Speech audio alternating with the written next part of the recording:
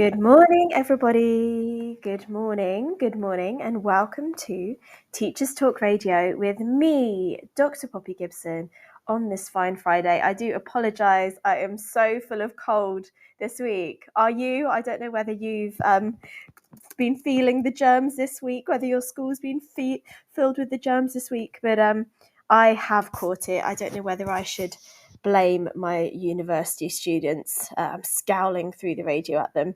But I am certainly full of germs today. So I do apologise for my slightly cold-filled voice. But the good news is I don't think cold germs can travel through the radio. So you should be safe. But if, like me, you have been feeling poorly as well, I do wish you all the best. And hopefully you're tucked up listening to Teachers Talk Radio on this Friday morning, or whenever you listen back, if you are listening back, and you can enjoy the next hour as we bring you two absolutely incredible guests to talk to you today, and I'll be asking them to introduce themselves in a minute. But before we begin, welcome, and our topic today is creativity, and two absolutely fantastic guests coming along today to talk to you about creativity and their own personal views on creativity in our schools. It must be a Friday miracle because they're both here in the studio ready and waiting. So this is just firstly wonderful. Obviously, we choose a very good quality of guest here on Teachers Talk Radio. So without further ado, good morning, Luke, and good morning, Adele. Good morning.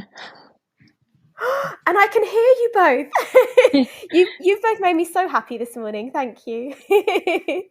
Welcome, and welcome from all of our listeners. I can see we've got lots of people listening live on Podbean, lots of you listening live through the website. Good morning. We have got Mr. Talmadge, a head teacher, and Mrs. Darlington, an art guru, here to talk to us about creativity. So I think it will serve best, as they're both such incredible people, for me to hand over to them and give them a bit of space to tell you about them, about their career journey, and up to today and their current role. So let's start with you, Luke. Let's hear all about you, please. Good morning. Good morning. Well, firstly, it's a real privilege to be on this radio show and then later the podcast to talk a bit about myself and about Manor and the school that we have created and the community that we've created for the nearly 420 children that are in the school. Wow. So a little bit about myself, Poppy, you've asked me to share. I started my career in 2024. I was actually I am a secondary historian by trade. So my PGC is in secondary history. I taught at the secondary school that I went to as a child or in the teenage years and did my Key Stage 3, GCSEs and A-levels. I taught there humanities, so a bit of history, a bit of geography, a bit of RE for 2 years, and all the way up to A-levels. And then I left Holyrood School or Holyrood Academy in Chard and went to my first primary school to become a Year 4 teacher. And so I was at Preston Primary School in Yeovil for about 6 years. So I started off as a Year 4 teacher, didn't have any primary experience when I started as a primary school teacher, and then worked myself up under the tutelage of my current boss, still the CEO of the trust I work for, Bernie Green, for 6 years to become assistant head. At the age of 32, I was seconded to go and work on the Hamp Estate in Bridgewater, which was in quite a tough catchment area, had 60% entitlement to pupil premium. Wow. The school had never been judged as a good school. It was one of Mr. Gove's schools, 250 schools that he was going to force to be an academy. And within 2 years of it converting, we became a good school, despite some of those difficulties. And then in 2017, I left Hamp in Bridgewater to go to be the head teacher of Manor School, which was the school that I went to as a child. So I've got a lot of investment in this community. Thankfully, for me, probably wasn't always the most studious of children. None of the teachers who I was taught by were here, which is good. There was a lunchtime supervisor who said on the first day, "Oh, I remember that cheeky smile and that glint in your eye." And so I've been here for 7 years in April, and it is just a very vibrant, exciting place to be. And we've got 47% entitlement to pupil premium. We've got 15 languages apart from English spoken in our school, and it is just a wonderful place. We're due Ofsted now any day, but we are counting down the days for them to come in because we feel we're ready. We got our first good judgment in 2019, which was the first time in 2 decades that the school had been classed as good in the eyes of the Wow. inspectorate. So we're a school that's been on the journey, but the staff are committed. I work with some lovely, incredible people who love to be creative. They have high expectations, and it's been a wonderful place. And we're a school that now supports lots of other schools in Somerset and Devon and Gloucester, and we're just a school that is vibrant. And it's amazing to be able to speak to you a little bit about what we do and what we've done and what we're going to do in the future today. Wow, my goodness. Well, thank you, Luke, for sharing, firstly, your story and how amazing you've come full circle back to be head at the school where you went as a child. I love that story. Yeah, I walked past the house that I lived in until I was about 4 every morning. And so I took my dad to the House of Wow. Parliament last year, and we joke about the fact that he was walking to me to school again. So I'm pretty sure he'd like that mentioned. That's the kind of joke that never gets old. I love that. Yeah. Well, oh gosh, I've got so many questions already. I've got so many questions. Luke, amazing. Thank you. Welcome, everyone. That is Luke Talmadge, head teacher, who is going to be talking to us more about creativity in his school. But shout out to any of the staff at the school if you're listening. If anyone's listening live, you can type questions live on the Podbean chat. If you're listening back, unfortunately not. But thank you, Luke. Right, I've already written down about a million questions to ask you in a minute. But thank you. And I also wrote down 15 languages spoken in your school apart from English. Yeah, it really is incredible. And people think Somerset is not having a lot of EAL communities, predominantly Portuguese and Polish families, and they are our most well, lovely children. They're most academic achieving. They really buy into the creativity that we do.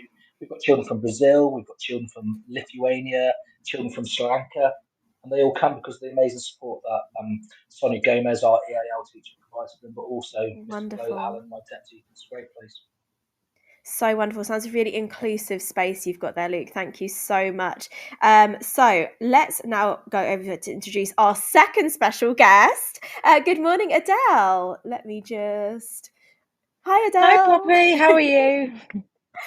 I'm just so happy you're here, firstly. Oh, thank you. Thank you for inviting me. I'm actually really nervous. This is my first radio experience. So, Oh, yeah, well, welcome. yeah. Well, hopefully I'll make it not too painful for you this morning. Hopefully, you're not too scary, are you? I'm not, I promise. But Adele, I mean, you're too amazing to even fit into the hour show, but maybe you can begin by, just as Luke did, tell us about your journey, your career journey, and up to kind of what you're doing in present day, please. Okay, well, my teaching career started in the year 2000, which is a little bit scary when you think how many years have gone by since then. I started teaching at a lovely little primary school local to where I live. Um, in 2000, and I stayed there until just before Christmas last year, so until 2023. So I spent the whole of my teaching career in the same lovely school. I mean, I was so happy there. I had no Wow. reason to leave. Um, Wow. Obviously, my job role changed while I was there. I started obviously as an NQT, as we recorded in those days, in a year one classroom. I spent most of my years there teaching Key Stage 1. I taught early years for about the last 4 years, I think, of my time there. I had my 3 children go through the school there as well. I taught all 3 of them, which was interesting, but it was lovely too. I've got really fond memories of that. Oh, Yeah, wow. a lovely community school.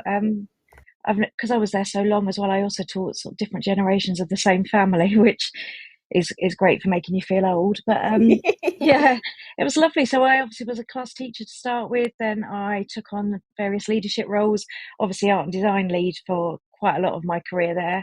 I was on the SLT as well. Yeah, it's just a lovely school. I made the decision to leave just before Christmas because I was doing a lot of art support in other schools. Hmm. The trust I work in really sort of valued the arts, and I developed a curriculum for the whole trust, a whole art curriculum.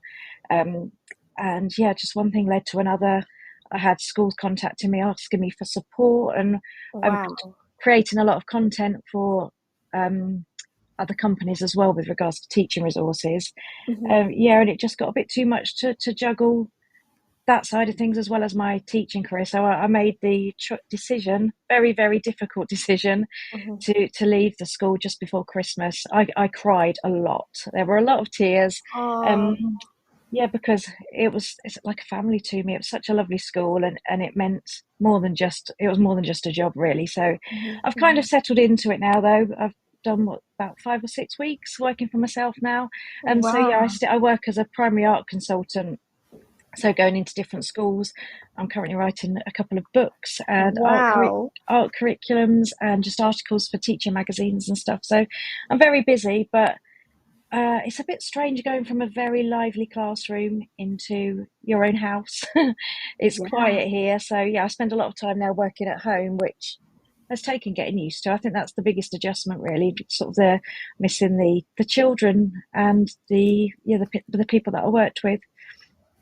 Wow, so a big change and so Mm, recently, so yes, raw and yeah, fresh. yeah, Well, maybe this will be a bit of therapy for you today, Adele, to talk through those feelings with us and our listeners. yes, yeah.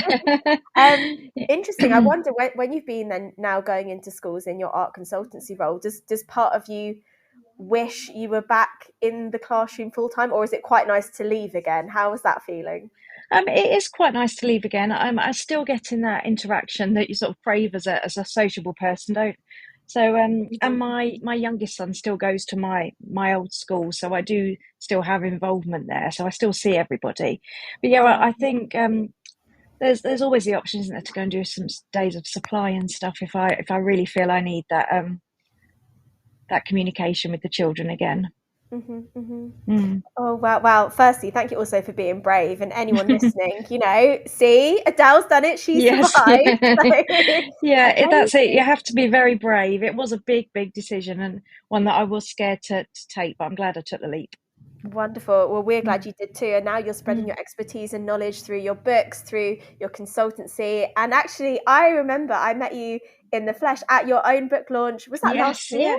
Was that It last was year? 2022. It was November 22. Oh my goodness. So Mm. we're talking a year and a half, but the reason why I'm so happy you're here as well is just I love everything about you just screams passion for creativity, passion for teaching. So that's why you're both, in case you were both wondering why I've reached out to you, it's because you are both passionate educators. So without further ado, I'm quite excited because I have never actually had two guests at the same time, so I'm also a bit nervous. But we'll see how this goes. I've got a list of questions, and kind of as we go through, either of you feel free to pick it up. You might want to both comment on a question, or we can just move on, or we can totally go off script as well. So whatever you want to do. But as well, I can see we've got lots of listeners listening live, so they will be typing things in the chat, and I'll try and share some of them towards the end of the show. So let's begin then. First question, and feel free either of you who want to join in. You're both unmuted. My first question: how does a leader or teacher demonstrate creativity in the day to day? Okay, so I might start this one, Adele, if you don't Go mind. on, I'll Lee. really think Okay. about this. I've just noticed in the chat somebody's mentioned Sir Ken Robinson, who I think really was an inspiration to many educators. I know he was for me before he passed away, but he said, and one of his famous quotes, to realise our true creative potential in our organisations, in our schools, and in our communities, we need to think differently about ourselves and towards each other. We must learn to be creative. And I think that goes against a lot of some of the theories and some of the ways that educators have been treated in Britain and maybe other countries in the early 21st centuries. But teachers, leaders, to demonstrate creativity, they need to be brave. They need to go against some of those areas of accountability, working within them, of course, because that's what we're judged on. But I'd say, is it possible to be brave? Is it possible to be creative? I'd say yes. The best Mhm, teachers that I've had the privilege to work with, work alongside, to lead, have been a little bit maverick in what their approach to this. They're not disorganised. I speak to one of my teachers today who's highly creative, but she's not unplanned, but she's knowledgeable about the process of getting the children there in all their subjects. So they can be creative, without a doubt. They can demonstrate this on a daily basis, but they need to really adapt that approach within the schools and also their individual classrooms. mhm, mhm. Great, thank you, Luke. That was an excellent start there. Adele, did you want to build on that about how teachers can find that creativity day to day? Um, I think it's just it being confident in your ability as a teacher to sometimes go off piste a little bit because I think we're so we panic about fitting everything in, don't we? And that can kind of take the creativity out of your day to day working. But I think it comes with being brave and confident, like Luke said, and just taking risks sometimes. Yeah, to be passionate as well, like you Mm. said, Adele, Mhm. about what you're teaching in the subject. Definitely, and I think you both sound like risk takers already. So clearly, this is why you're drawn to that both through the challenges and the risks you've taken in your careers. Fantastic. So the next question then leads me quite nicely to the next question I want to ask you. Um, what do you think a creative school or classroom looks like? Do you think you can tell a school or classroom is creative as soon as you step inside? Yeah, I think you can. If I'll start with this one, Luke, if you don't mind. I think there are certain schools out there that when you step inside, you can immediately feel that warmth and that creativity. Um, First of all, perhaps with the things that you see on the walls. I know there's a lot of discussion and about displays and stuff, aren't there? But I think especially with my art hat on, we create art to be celebrated and displayed, and sometimes you go into schools and you can see that, so you know immediately that the arts are valued in that school and creativity. And I think also in having conversations with the children, those children that will talk, and well, you can just feel it, can't you? I don't know how to put it into words, but the responses of children and the work that they produce, how they're individual, and not sort of following each other and copying and just doing what they're told. They've got that extra bit of flair. Hmm, hmm. Yeah, I I agree love with that. Luke, Adele. do you agree? Yeah, I feel for the schools I work in with the Somerset Local Authority, those that are creative are vibrant, they're engaging, they're risk taking as well. They've got high expectations in everything that they do. They really want them to be the best that they can be. And I really step ill. You can sense it when you walk around schools. Those that are creative, those that have got that desire to get the best out of their children in every subject, especially the arts. Yeah, definitely. I love that. So clearly, what you're both saying is it's more than just seeing creativity as like a good art lesson. It's something bigger than that. And I remember because I was a primary school teacher for 11 years, I it never quite sat with me how a lot of the art we did, all of the art we did, was them having to copy exactly a model. And I do also see sometimes you're learning about an artist, you do want to be trying to show that skill, pointillism or whatever. But Mm. when every picture is almost like a print, Carbon it's copy, yeah. there's Mm, no individuality. I don't know, mm, like what do you both feel about that, particularly maybe Adele, because I know you have your amazing books about art lessons. Like, mm. is it important we all learn the skill first so it would be normal, all the art would look the same, or how do you feel about that? I think when it comes to an art curriculum, you need to have a happy balance of the teaching of skills, but also giving the children the freedom and creativity to apply them in a way that they want to. So you would sort of teach the children about artists, but not then expect them to create carbon copies and sort of, I call it painting by numbers. You paint this bit here, you paint that bit there. Hmm. I think it's important to do both, though there are certain elements of the art curriculum that do need to be taught. 'Cause obviously, if children are going to be given that freedom and creativity to work as independent artists, they still need to have been taught certain skills that they can then Hmm. draw on and have their own sort of toolkit to draw on to create their own artwork. No, definitely, and I think maybe then you're right. It's about that balance. Mm, But interesting point that you say that you've both kind of touched on. That actually, it's something about the child's personality that will grow through the creativity. Because I remember one of the things I got. I will say told off. Actually, one of the things I got told off for when I was a primary school teacher was there was a head teacher. I won't name the school or the teacher, but there was a deputy head who we didn't really see eye to eye, and she'd always stick her head in my door and say, "Oh, it's a bit noisy in here." mhm. Like, she'd Yeah. repeat it every single day. It used to drive me mad because I was like, they're communicating, they're like Mm, exploring ideas, and I do think to have a creative space, you do need noise. What do you yeah. both Agreed. think? Oh, Yeah, I totally definitely. agree. Yeah. When you're in an art lesson, I like the children to be talking. They're articulating their ideas. They're explaining what they're doing. They're Hmm. exploring, and also it's nice for them to magpie ideas off their peers when they're working. What's happening? What are you doing? Oh, I want to try that. Give the children the opportunity to explore and develop in that way as well. Okay, good. Well, you've made me feel better about myself, Adele. Luke, did you have something to add there, Luke? Yeah, I was going to say that's when the best learning happens, when there's purposeful talk, when the children are supporting each other, looking at their ideas, magpieing ideas, as we say in education. That's when the best work in creative subjects or maths, when it's been taught creatively, that is when the children will learn their best. So I totally disagree with that, Deb, your head. Classrooms should not be quiet places. Yeah. Well, safe to say, I actually only stayed at that school for one term. It wasn't for me. Unlike you, Adele, I love hearing that you're at the same school. Did you say 23 years? Yes. Yeah. Wow, I love that. Like, obviously, it was a good fit for you, but yeah, another thing for all my training teachers and teachers listening: some schools are not a good fit for you. So equally, move on if need be. But thank you both. So my next question, because particularly for my students that I know are listening who say they are not creative, I want to ask your both expert opinion.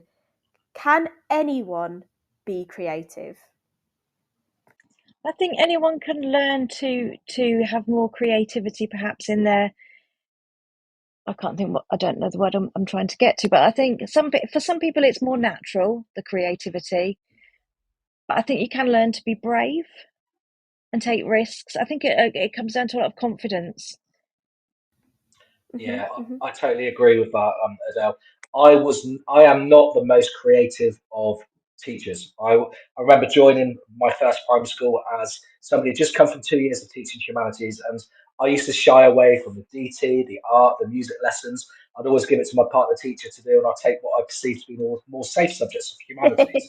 And then one day, she was not in, and I was like given the task of finishing this art project with the year four children who were all more talented in art than I was. So we had to learn step by step, but it kind of liberated me as well because my planning became a bit more liberated, a bit more freer at that time, and we just used more creative opportunities within the lessons. I remember one year I started dressing up as Henry VIII and purchased a costume for one of our Tudor history lessons. And I used to bang on my classroom door, and I used to do this grand opening of the door, and the children would interview me. And that was probably, I'd like to think, if I ever saw those children who are young adults now, that they would say that was probably my favourite lesson in your classroom, Mr. Talmadge, because you brought the learning in a creative way apart. But I wouldn't have done that when I first became a primary teacher. So I think it's something you can learn. I think it's, for me, I probably am more creative than I ever was, but it's definitely something you can learn.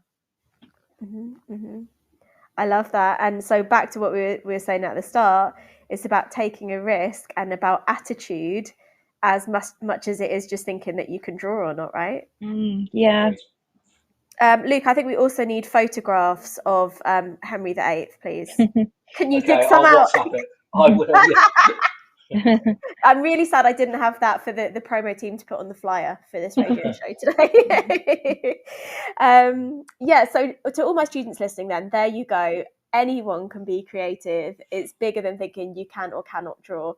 Because honestly, sometimes I'll tell them, like, try and approach this in a creative way, and I think their barriers are up maybe from when they've had negative experiences perhaps at school, thinking they're not creative, or sometimes seeing people who we would say are very creative, whatever that means to us. So and when you think about it, creativity is different in different people, isn't it? So and not comparing yourselves to others, because what one person has a strength in is different to another person. So I think we can all be creative, but deliver different aspects of creativity.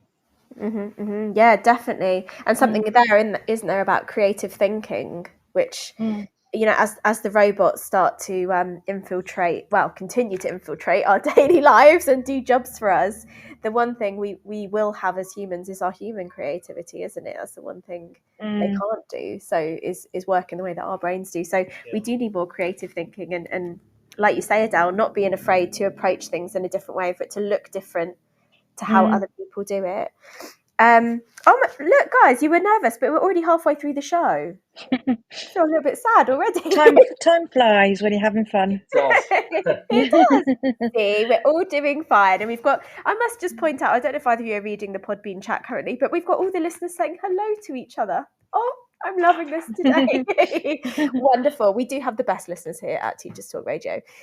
What we'll do, let's ask one more question, and then hopefully we will take our news break. So the next question that I have for you both, and also thank you both for being so gracious and making this work with two guests. I'm very, very thankful. The next question I'm going to ask, question 4, how can we support children to understand creativity and how they can be creative? Because I also feel like as adults, we're still understanding that term. Have you got any thoughts on that? I when I was teaching, I used to try and model the creative process during lessons with my children. So if they're working in sketchbooks, I had a teacher sketchbook, so you can model the thinking process. Sometimes I used to make up scenarios, so have difficulty with subject and a particular subject, and talk myself through it with the children, just to show them that things don't happen perfectly straight away. You have to keep thinking, you have to keep refining and developing.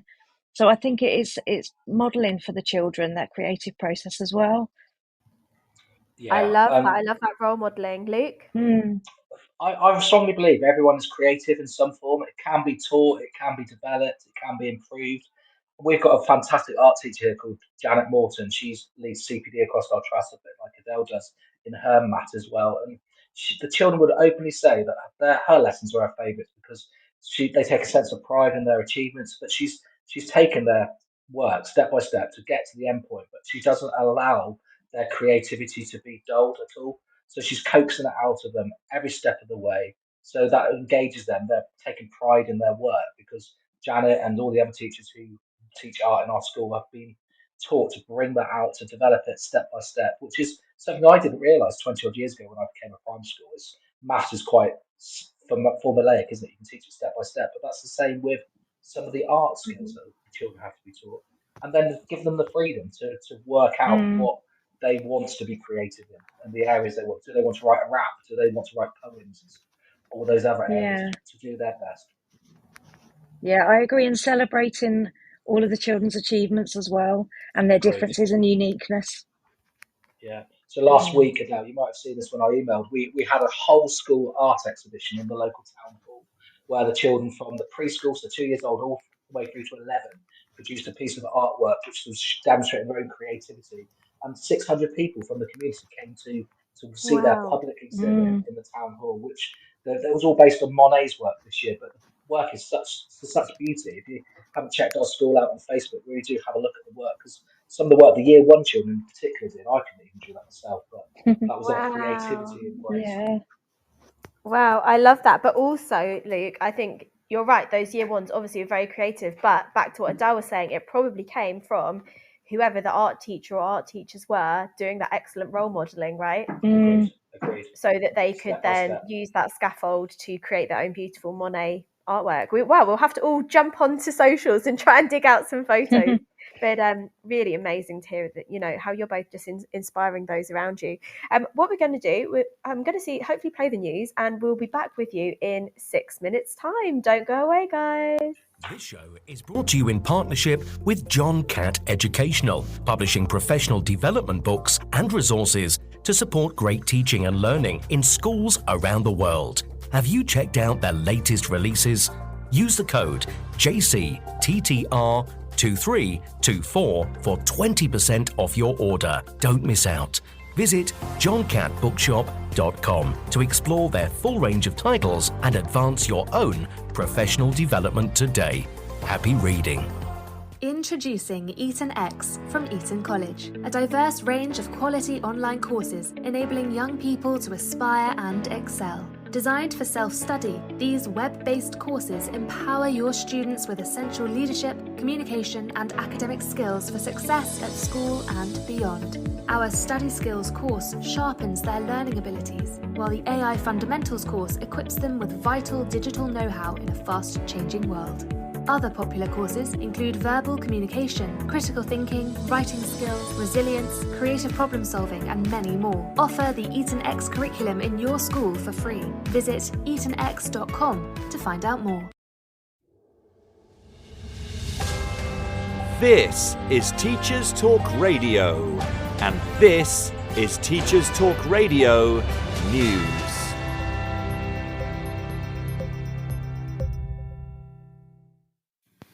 A £1,000 cash incentive and a campaign to raise the profile of childcare workers in England has been launched as part of a recruitment drive.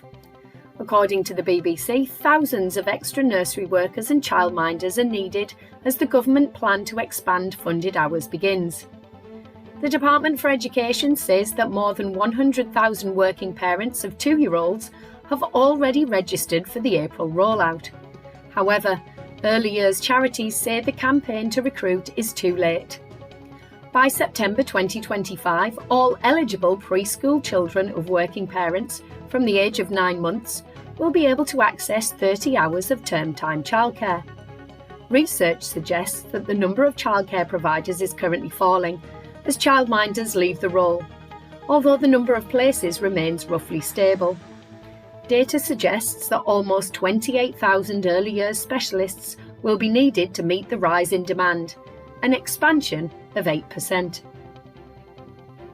The BBC also reports that staff at Scotland's exam body will take strike action at the end of February over a pay dispute.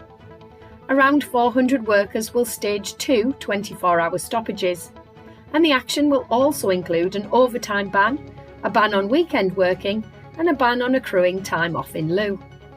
The union said the industrial action would have a major impact on the SQA's ability to prepare for exam season, but the SQA itself said it had contingency plans in place and that the strike would not have any impact at all.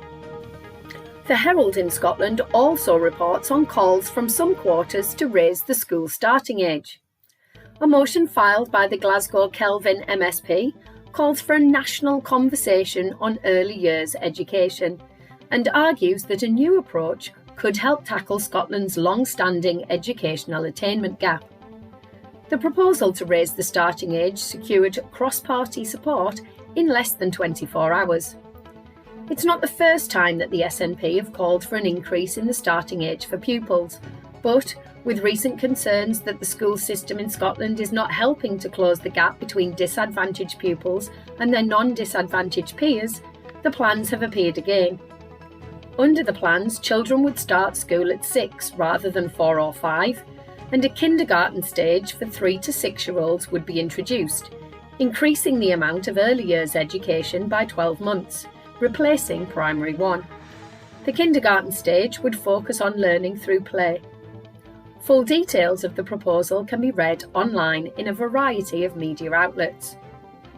Finally, Schools Week covers demands from the University of Cambridge to delay the new teacher training framework.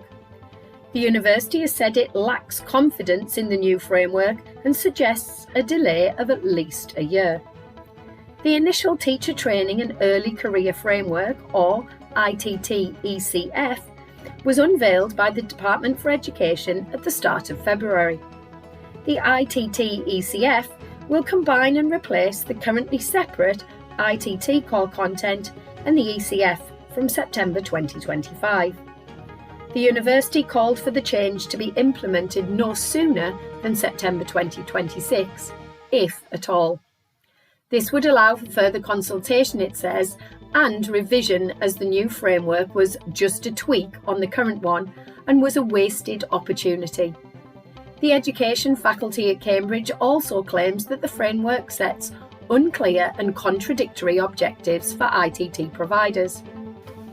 In the longer term, the university says a framework should be developed and led by a non-party political, cross-sector expert team. The new framework has already divided opinions in the schools community, and many have taken to social media to express concerns. The Department for Education have declined to comment. This has been your Teachers Talk Radio News with Jo Fox. This is Teachers Talk Radio, and you are listening live. Welcome back, everyone. Welcome back. Hopefully you enjoyed our news break there. Lots of very interesting things going on. And we're back with two incredible guests. We've got Mr. Talmadge here from Manor Court Community Primary, and we've got Mrs. Dahl, as you may know her. Mrs. Darlington Adele is here. And we are chatting through all things creativity. Welcome back, Luke and Adele. Hello. Thank you. Yay, I didn't lose you. Good. You didn't run for the hills in the news break.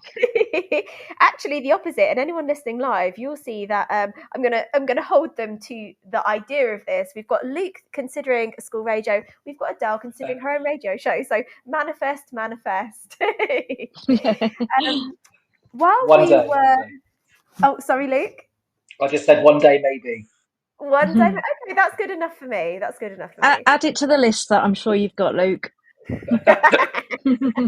A short list, is it, Luke? Yes. Always short, yeah, as long as my arm. So before the break, those of you that were here listening live, and welcome, we were talking about what is creativity? Can we tell a school is creative just by stepping in? And it reminded me of two, not horror stories, actually, two stories that I want to share with Luke and Adele to get their opinion on whether they're creative or not. I've got one from primary school, one from secondary, and then maybe Luke and Adele, you can share a memory after I share. I'd love to hear, is there an art lesson or a creative moment, not necessarily art, because we must remember creativity isn't just art based, maybe that you can both share from your own school experience. But for me, okay, one that haunts me from primary school, I remember it was a dance lesson, and the teacher played Blue Monday by New Order. I'm sure some of our listeners might know this song. And they put us into groups of 5, and we had, I think, 6 weeks to, in our group, come up with a dance sequence to Blue Monday, like totally with no scaffolding. And still now, it's almost like Clockwork Orange. When I hear Blue Monday, I'm taken back to being like an 8-year-old wearing a leotard, doing my steps in this dance routine in the hall that smelled of cheesy feet.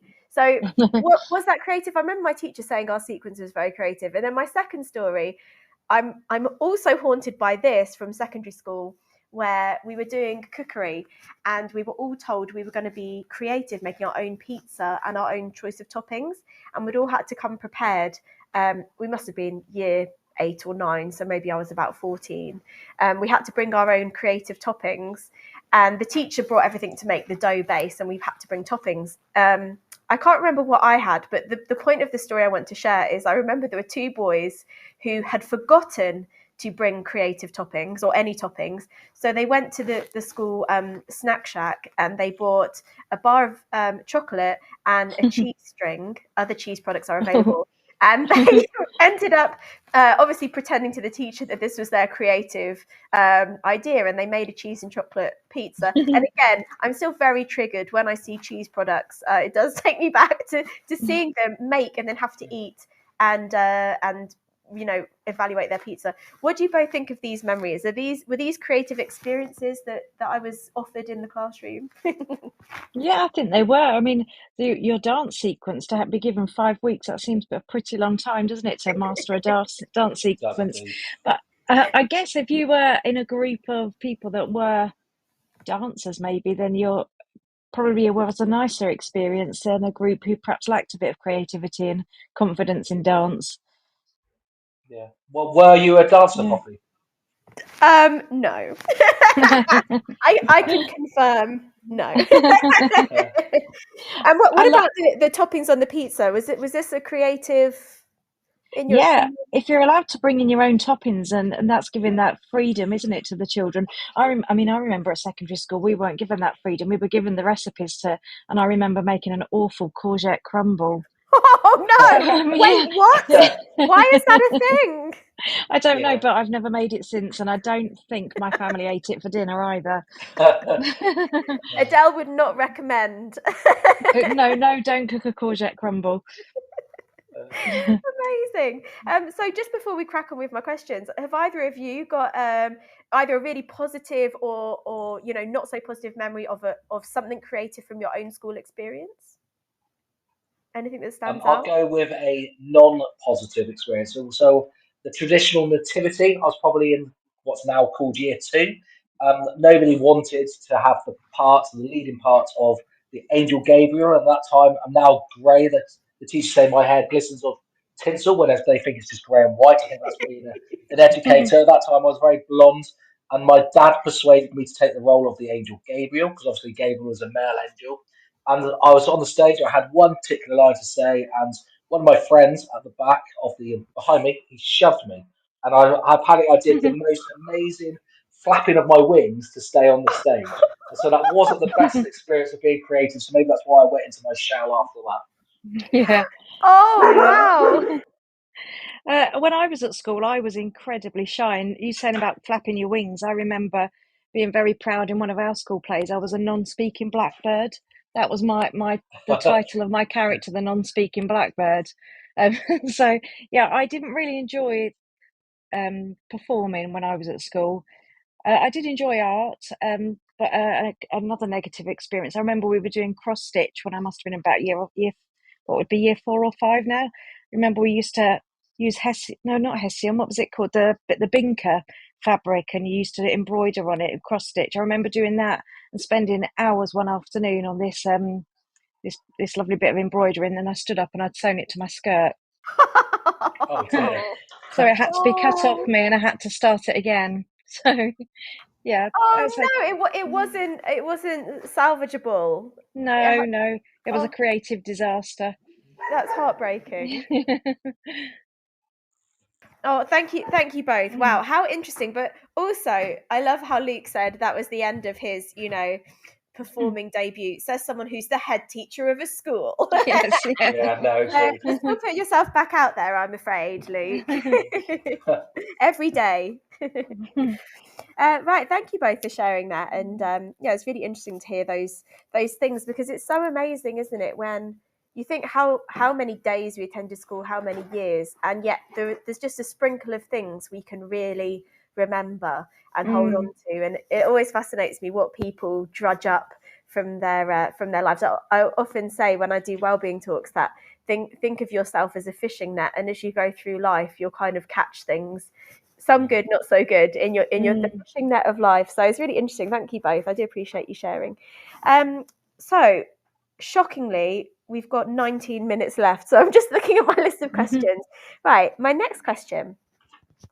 I wonder, we were talking before the break about how can we support children to understand creativity, and Adele mentioned it's important to have a good role model. And I love the idea you were saying that you, even as a teacher, had a teacher sketchbook. I think that's wonderful.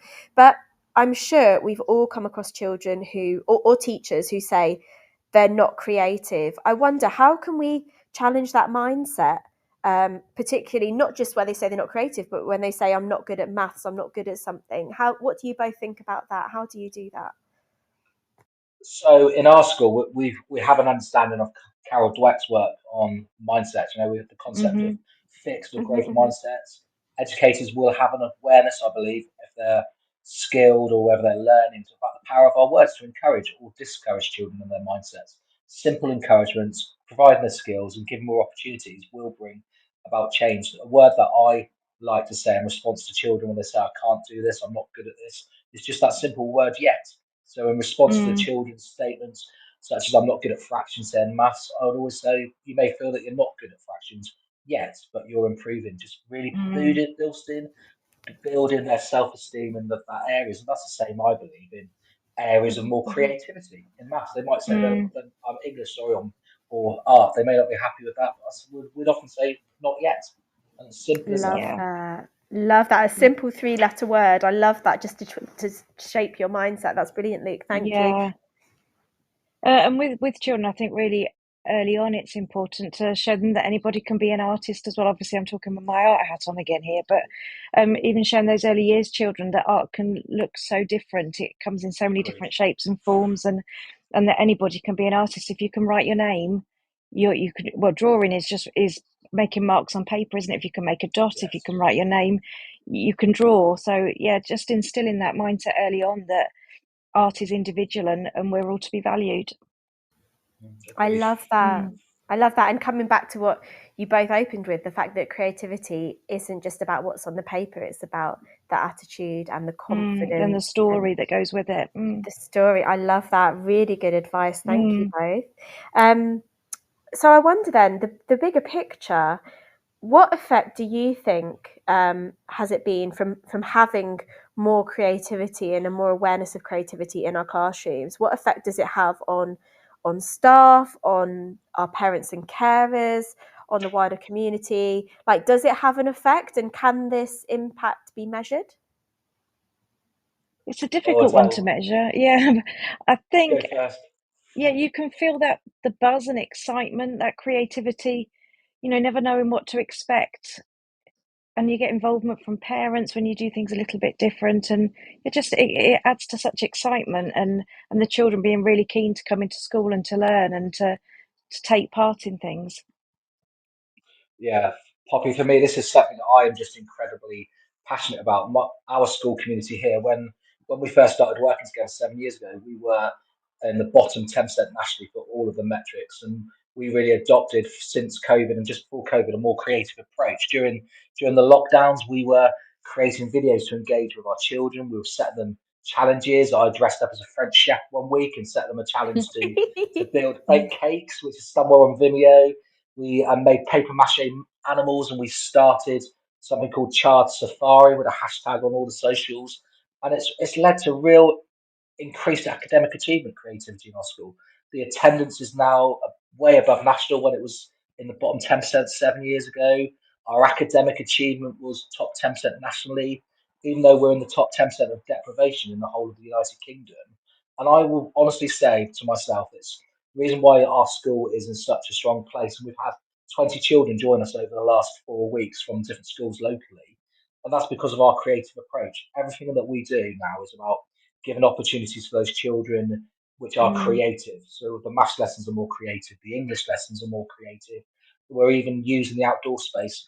One of the challenges we set through videos in lockdown was me starting off a rap challenge, which was hilarious. My deputy head was cringing when he was videoing me, but mhm, that we had children making videos. One of them was by a brother and sister, which was basically calling out the prime minister at the time, saying "Yo, Boris."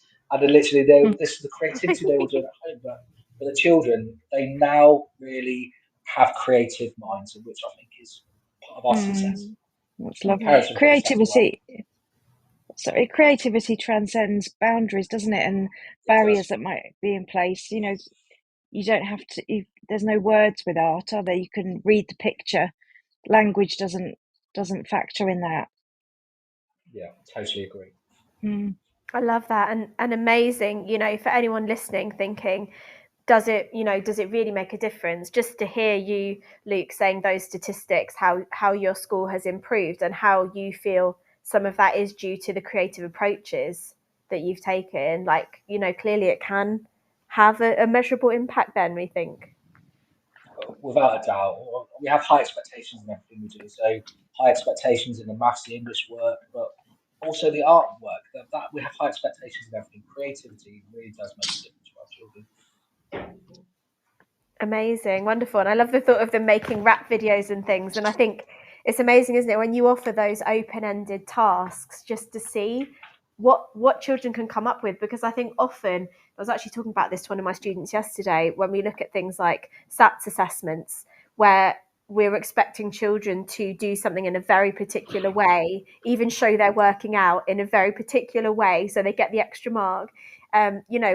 We're really putting them in a box there. So I think it's always amazing. Like, I'm sure when both of you have been on residentials, when you take the children out of the classroom onto a trip, or even a day trip, you just see this other side. And I think for me, that's what I think creativity and open-ended projects look like. It's almost like you're taking them out of the classroom, of that box that we've made for them. What do you think? Well, I agree. Seeing children, giving them opportunities to problem solve, to be creative in their thinking, you really see a different side to the children, and that's what residential is, the power of them. But also, if you can adopt that into your classrooms, that will make a difference for the education of the children. Amazing. Right, we've got one last question from me, and then I can see Shola. Good morning, Shola has typed a question in the chat, which we'll come to afterwards. And then, oh my goodness, let me check the time on the studio clock. We've got about 10 minutes left. So, and then we'll just end maybe with some final words of advice from Luke and Adele. So, the last question from me. We've spoken generally today about how creativity benefits our schools and our communities, but it's kind of links to Shola's question I'll ask in a minute. How do you both think creativity can support children who might have anxiety? I mean, I even see that in my adult learners at university. They don't always want me to ask them to be creative. Sometimes they just want to know the answer. How does creativity benefit children who might have behavioural difficulties or lacking confidence? What do you actually? I'll ask Shola's question now, just so we don't overcover it. And in addition to that, Shola has asked, what about for students with autism or who are neurodivergent and see things in a different way? Thank you, Shola, for your question. Can creativity be accessible by all students? What do you both think? Well, in a simple answer, I would say yes. If the children are given those steps that they can to achieve, they will achieve in any areas. And I like the idea that shows, but people see things differently. So Yeah. creativity is an opportunity for that. What I think is creative for myself is totally different from what Adele will believe and what she'll be able to achieve as well. So for us, we've got a high percentage of SEN compared to the national, but they are engaging and they're enjoying these opportunities to be creative throughout the curriculum because it also provides enjoyment and engagement from children from Yeah, whatever their starting point is. you just need those little tweaks, don't you, in lessons to cater for all of the learners in your classroom. But yeah, creativity is for everyone, and like Luke just said, it looks different from person to person. Definitely, I love that, and I think Einstein said, sorry, I have this note. yeah, go Luke, go. Creativity is seeing what everyone else has seen and thinking that what no one else has thought. So we all approach it differently. I love that. And so, yeah, in response to Shola, our listener's question about seeing things differently, I think you've both hit the nail on the head there, that we should embrace difference, shouldn't we? And the fact that I know when we first had our national curriculum in 2014, it was trying to say that, we want to encourage individuality and problem solving, but we might argue we don't always see that being championed, by the assessments we have at the end. But I think what you're both saying is key. What we need to do is foster the confidence in children to have a go, right? Or for staff to have a go. Agreed. Yeah, definitely. I love that. And simply from Luke sharing that I'm making a list. So we've got Henry VIII, you've dressed up as, Angel Gabriel. What was the one I've missed? A chef. A chef, yes. A rapper. A rapper. Yeah, it was funny in staff briefing this morning. We're having a parents' careers day, when we are dressing up as the stereotype. And one of the suggestions was a ballerina. And so they looked at me thinking I'm going to be dressed up as in a tutu in about 2 weeks' time. But I did think that probably would be a safeguarding issue.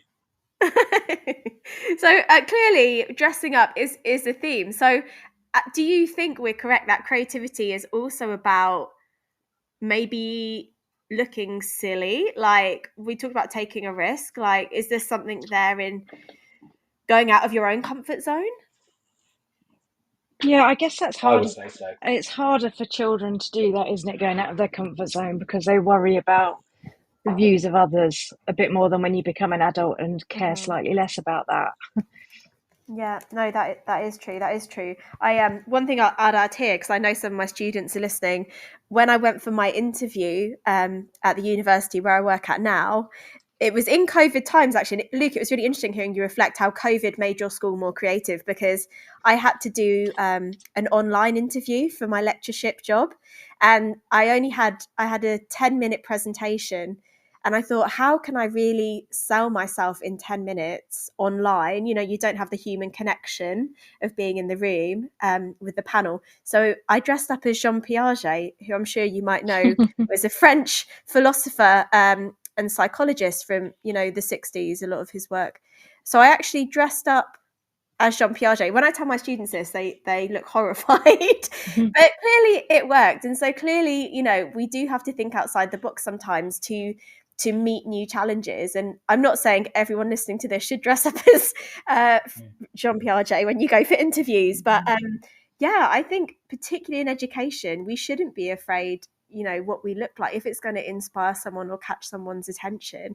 Sometimes creativity is doing things a bit differently, isn't it?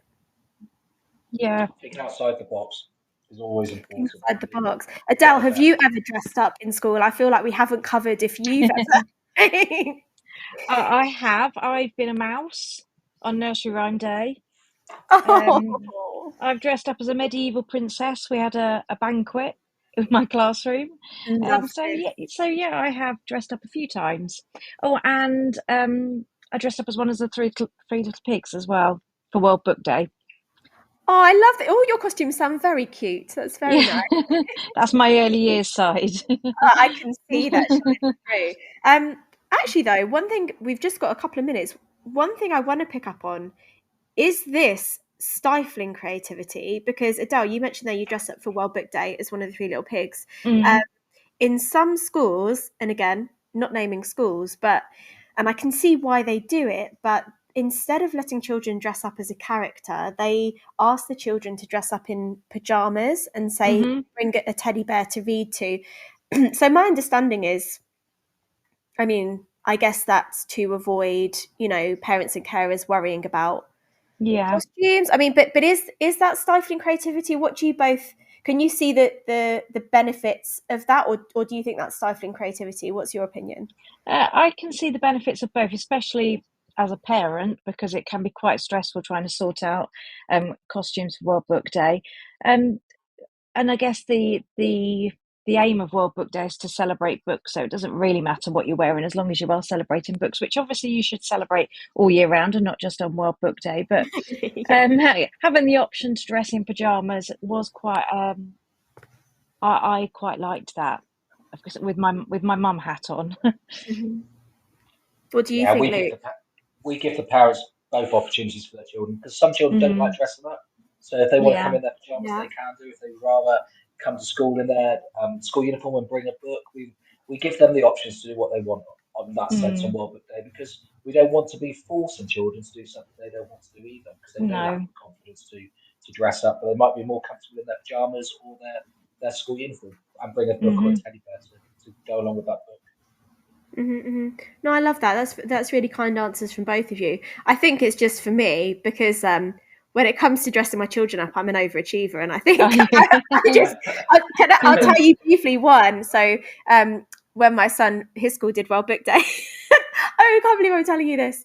This is going to put me in a bad light, but I've started telling the story now.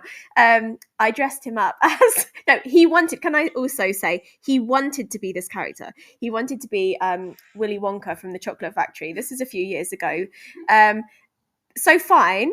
But then add my own little, extra twist. We then created 30 golden tickets, each one personalised with the members of his class. He's here laughing in the background. And then we laminated them. And then on the day, he gave out the 30 golden tickets to each of his classmates. But then he did tell me he saw some in the bin at the end of the day. Oh, no.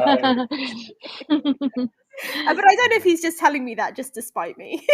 I like to think they've all still got them. I mean, they doubled up as bookmarks. This was the good idea. Yeah. Yeah, very good. So maybe it's safer. Maybe pajamas kind of keeps the whole thing, as you say, Adele, focused on books. But so maybe sometimes too much creativity is a bad thing. Oh my goodness, I can't believe we're at the end. We've got 3 minutes, so I wonder, over to you both. Maybe we'll start with Luke first. Luke, any final words on the show, on any final words for our listeners about creativity, and then we'll come to you, Adele. So Luke first. I just believe we all should embrace it. We should just go with the opportunity to be as creative as we can, to be a bit maverick, like I said, obviously within the bounds of what you're allowed to do in your school and within the curriculum. But there is no reason why creativity shouldn't be in all of our schools, to make them vibrant places and to really embrace what the children need, in my opinion. And I would add, just don't be afraid to take risks and be brave. Agreed. If you've got a good idea, take it to your SLT, give it a go. Just try it out in your classroom, and it doesn't always go right, does it? Or doesn't always go well, does it? But you've got to take those risks in order to see if things will work or not. I love that. Such good advice. Particularly any of my trainee teachers listening, take a risk, have a go, because as Luke was saying as well, it's about the children. It's let it go that you don't want to be dressed as Henry VIII. Think of the children's experience, and you could be creating that memory that they remember in 20, 30, 40 years time. And I think that's the beautiful thing about teaching, to think you take something, you give someone that experience that they'll hold forever. So, oh my goodness, it's the end of the show. Thank you to everyone for listening, but most of all, a huge thank you to Luke and Adele. I know you're both so busy. Have you enjoyed coming on today? I have, thank you. I was nervous, wasn't I, to start with, but it was actually a lot of fun. So thank you. No disasters. Good. No, I've And enjoyed myself Luke, as it's been well. okay? Yeah, I've loved it. It's been really nice chatting with you and Adele and talking about the great place that's Manacor. It's been beautiful. And the dog as well. Where's the dog, Ruby? Oh, sorry. Yeah. Nova was just saying she enjoyed the show as well. Yes. So on that note, I wish you both the best weekend. Thank you for all you do for all the people that get to meet you and are privileged enough to meet you. And for all our listeners, wishing you a wonderful weekend. We will share this as a podcast after it finishes today. And take care of yourselves. I'll be back with you very, very soon. Take care, everybody. Bye. Thank you. Bye. Take care. Thank you for coming. Bye. Bye. You've been listening to Teachers Talk Radio. Tune in live and listen back at ttradio.org. We look forward to hearing from you next time on Teachers Talk Radio.